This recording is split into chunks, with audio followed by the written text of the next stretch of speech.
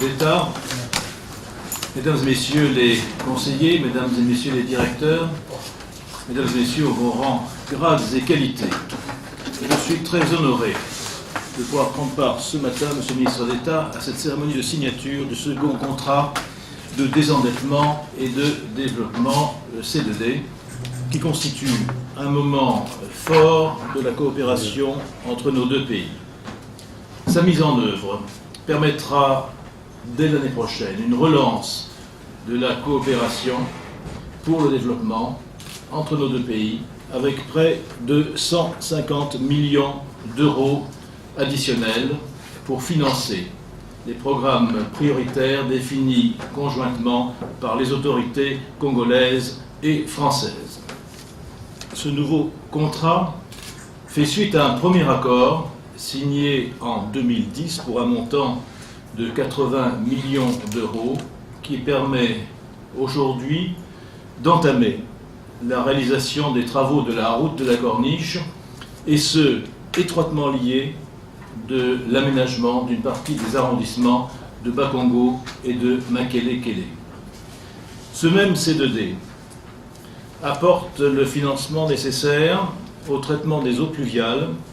et à la mise en place d'une filière de gestion des déchets à Brazzaville, mais aussi à la réhabilitation du réseau des eaux du CHU et à la création d'un institut national des travailleurs sociaux. Ces différents programmes sont aujourd'hui en cours d'exécution et je me réjouis de la mobilisation de vos équipes et de celles des ministères techniques concernés pour concrétiser ces projets, pour certains, nous le savons, emblématiques. Au travers maintenant de ce second C2D, les autorités congolaises et françaises ont fait le choix d'élargir sur le plan sectoriel, mais aussi sur le plan géographique, les champs d'application du C2D, lui donnant une portée nouvelle dont je me félicite. Au cours des 5 prochaines années, ces financements permettront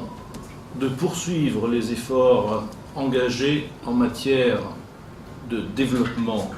urbain, de drainage pluvial et d'assainissement, certes à Brazzaville,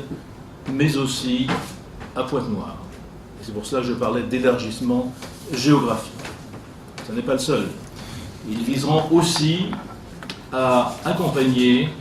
le développement de filières agricoles prometteuses au Nord Congo, autre élargissement, et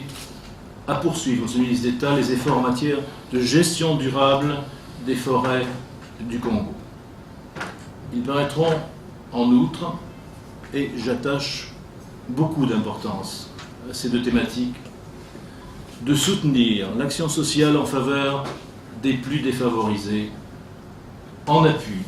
aux nombreuses initiatives du ministère des Affaires sociales, de l'action humanitaire et de la solidarité, et aussi de contribuer